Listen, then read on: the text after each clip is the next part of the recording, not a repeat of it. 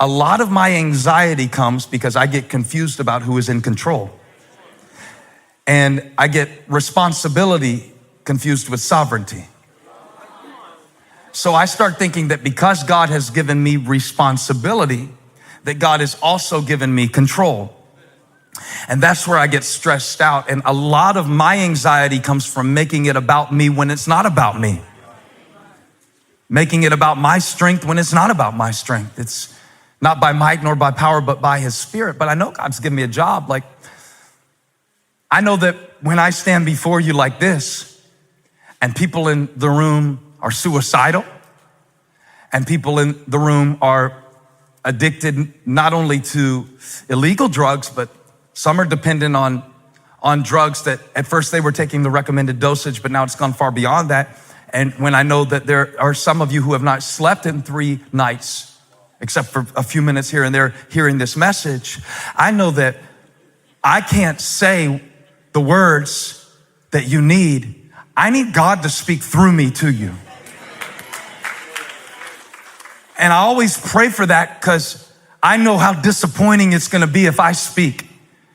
I know that I need to move my mouth, and I know that my vocal cords need to rub together, and I know that I need to produce a sound, but I know that I need the substance of God behind the sound that I make. I need God to speak. I know you did not load up those demons, I mean precious children, blessings, quiver full of arrows from the Lord, and get to this house of worship today in Gaston or UC or Lake Norman. You did not log on to hear me speak. You need God to speak. And I believe that God will speak. I believe he is speaking. I believe he wants to speak. I believe he still speaks. I don't believe he spoke one time in the past and now we got this dusty book full of principles that applied at one time but don't make sense in a modern age. I don't believe God is outdated or irrelevant. I don't believe I need BuzzFeed to tell me what's going on in the world. I got my Bible and it's living and it's active and it can penetrate through all the noise. So I know we need God to speak and his word doesn't return void. And God will speak, but God won't study. I got to study. God won't show me whether the sentence was 1 sentence or 2 sentences. He gave me books for that. And he inspired people. So I can't figure it out sometimes. And sometimes I feel like I'm a control freak. And sometimes I feel like it gets in the way. I really do. I feel like it gets in the way. I feel like I want to control things. I want to control people. I'm manipulative and I see it and I hate it, but I do it. It's a habit. And I know that God's hand is the hand that is really moving things around. But I want to put my hand on God's hand and just kind of nudge. Y'all are so holy. Sometimes, sometimes God needs a little help because he's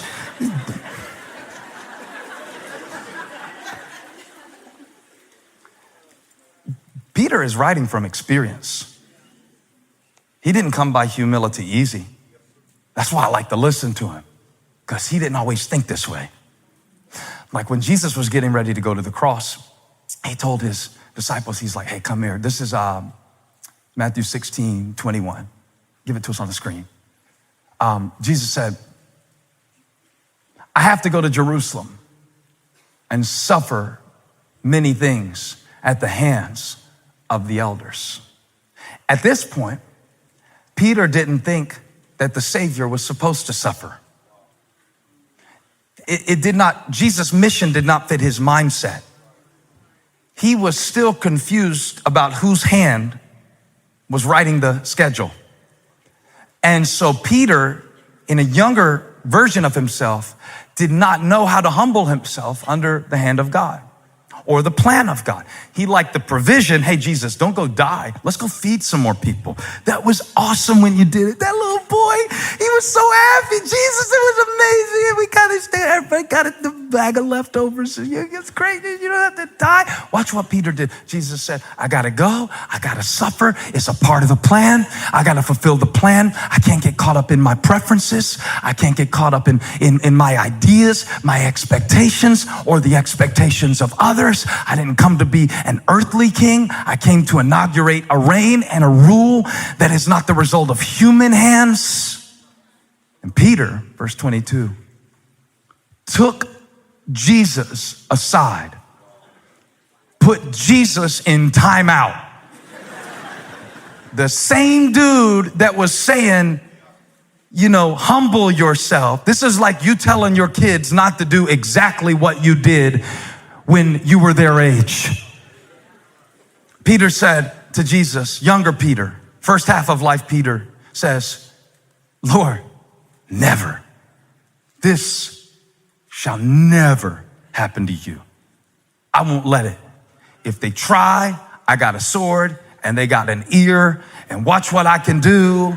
I got a plan. Let's go work my plan. And verse 23 says, Jesus turned and said to Peter, get behind me, Satan. Ooh, that's a downgrade. He went from Simon to Peter. That was his first name. Simon is kind of like shifty, and Peter is the rock. So he goes from Dwayne Johnson in one verse to Satan in the next verse. And he says, you are a stumbling block to me. You do not have in mind the concerns of God, but merely human concerns. You still think you're in control. And that's why your mind is a mess, because you are still trying to control things that are beyond your pay grade, Peter. You're confused. We get confused. Sometimes I don't know when to let go. When sometimes I don't do this very much, because I've seen some really, really, really horrific things happen on church stages. But sometimes I call somebody up on stage and have them share, and I don't know them. And I feel kind of like my responsibility is to control whatever happens on this stage as the pastor. And so when they come up, usually I call them up and I'll ask them to share something. And I do this even with our staff. I'll call them and ask them to share. But one thing I learned to do, I always keep the mic in my hands. When they come up, they think they're gonna take the mic, but they're not. I'm the mic stand, and I'm gonna hold this mic in case you decide that now would be a good time to say something weird. I can snatch it back. And I just like the feeling that it gives me of being in control. In case you decided, I might ask you something, you say, well, when I was 3, we don't have time for when you were 3. And ask you all that, and I got the mic, give it back. Now, so it gives me a good feeling. But the interesting thing is, because there's crazy Christians. And sometimes when I call them up, I can't see their eyes. And when they get closer, I'm like, oh God, I picked one of those. And you don't see it from a distance. So I like to keep the mic and I like to hold the mic. But now the interesting thing is, I'm holding the mic, but there's a guy that you don't see named Neil. And Neil this week, among many others at our different locations, happens to be in the back of the room, sitting behind a console. And what's interesting? I'm up here talking, and I'm holding the mic, but at any moment, Neil can decide.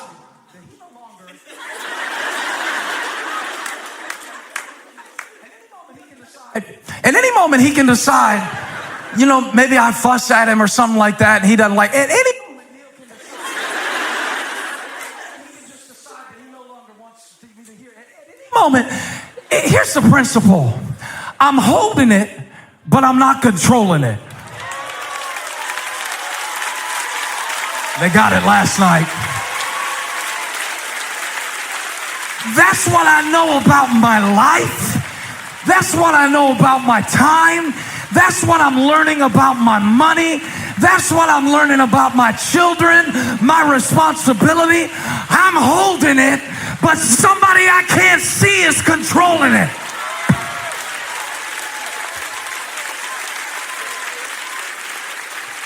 He's in control. He speaks and winds obey.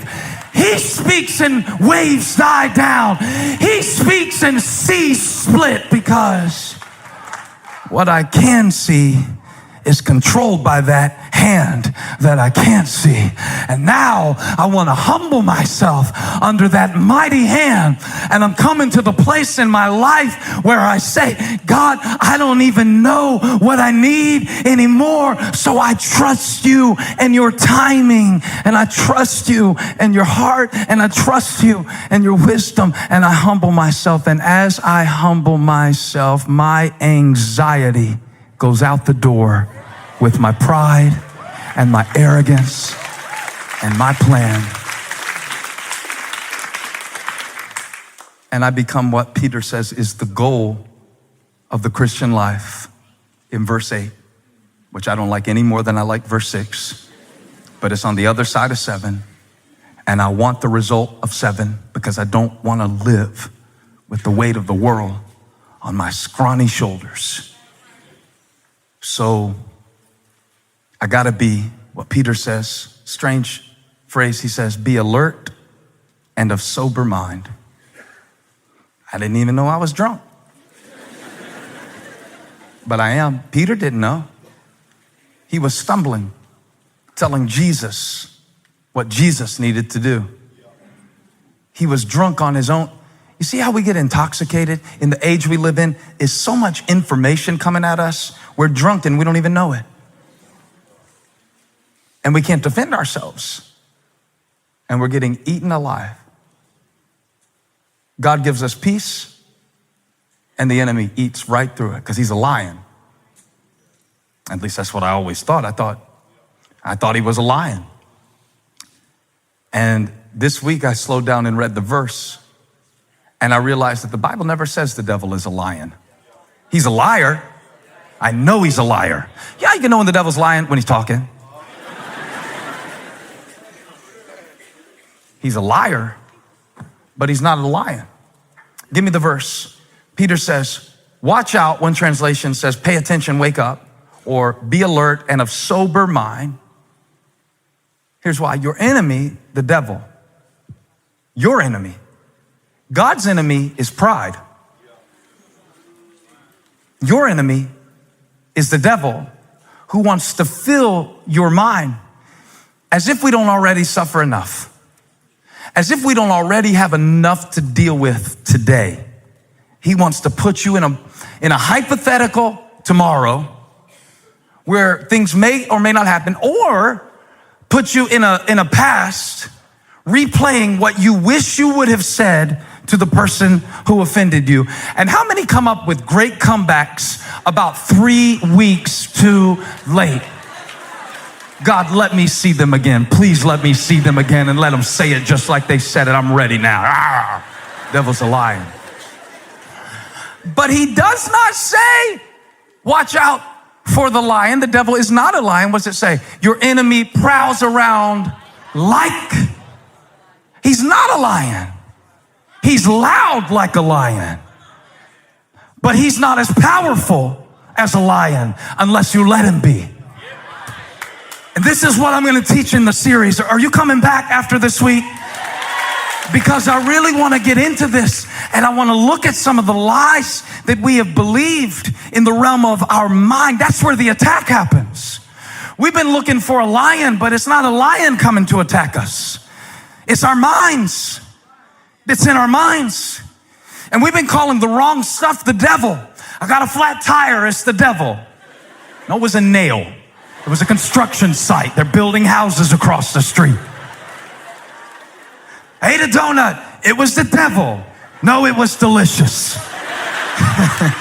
It's the devil. It's the devil. It's the devil. I'm under attack. A spiritual warfare. I need you. Devil's attacking me. What do you mean devil's attacking you? Well, my mother-in-law is coming to visit. That's not the devil. That's your prayer request.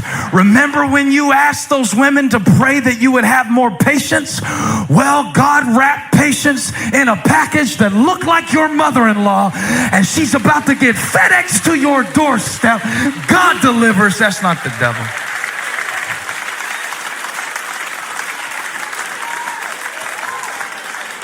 Somehow, he's loud, but he's not a lion. What is he? I remember hearing years ago about the part of our brain, again, bear with me. I know there's like neurologists in the crowd. You don't make me feel bad about that, and I won't make you feel bad about the Bible. We just agree together that everybody stay in their own lane. But I did hear something about, and the phrase got my attention, called the lizard brain.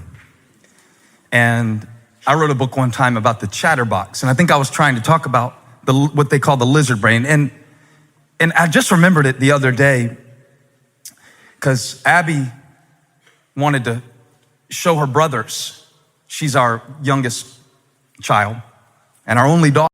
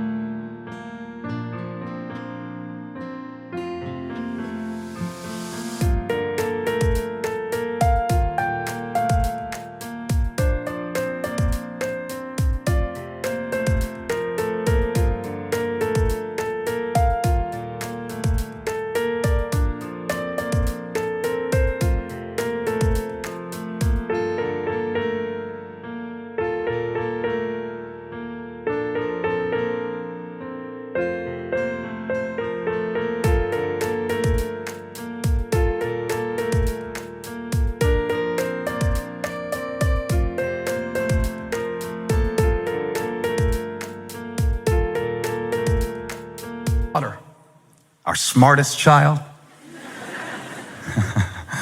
I'm just kidding, my son's in here.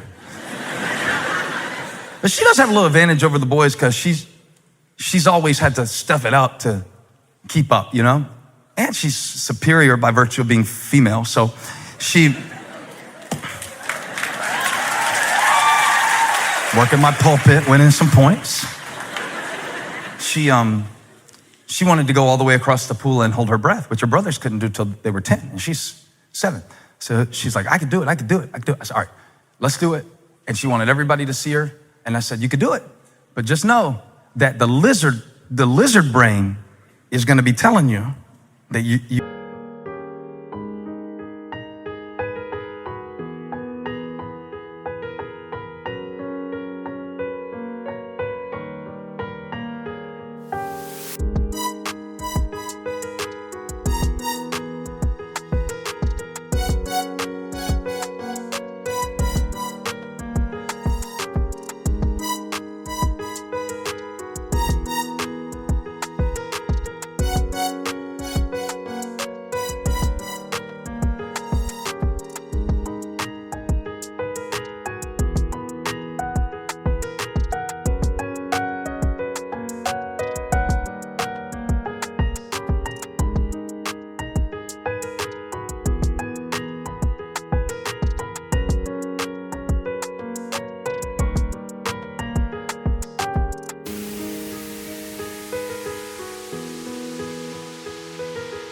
can't do it. But the lizard is lying. She said, there's a lizard in my brain? I said, no, baby. And she's 7, so I just pretended to be an expert. I said, the human brain, the human brain. And I gave her some outdated theory on the triune brain that probably isn't even accepted anymore. But I was talking about that thing that is real in our brain that doesn't process at the level of wisdom. And doesn't process at the level even of emotion, but processes at the level of fear. And they call it lizard brain, or they called it lizard brain because it's no different than a reptile, a snake, or a lizard. And so when I told her, don't listen to the lizard, I was explaining, you're gonna go down and you're gonna think that you're gonna die, but you're not gonna die. Just don't listen to the lizard. And she went down under that water and she swam clear to the other end, and she came up. She took the biggest gasp, the biggest gulp of air, and she was so proud.